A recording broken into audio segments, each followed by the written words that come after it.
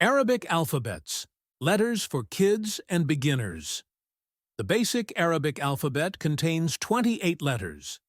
Unlike Greek-derived alphabets, Arabic has no distinct upper or lowercase letter forms. Many letters look similar, but are distinguished from one another by dots above or below their central part.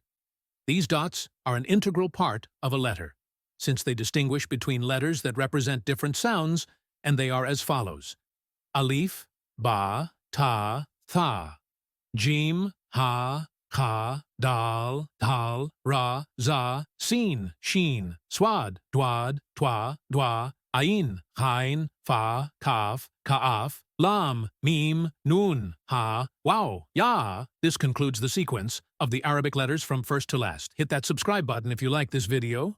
Share, like, and comment. Assalamu alaikum. Peace be upon you. Jazakallah.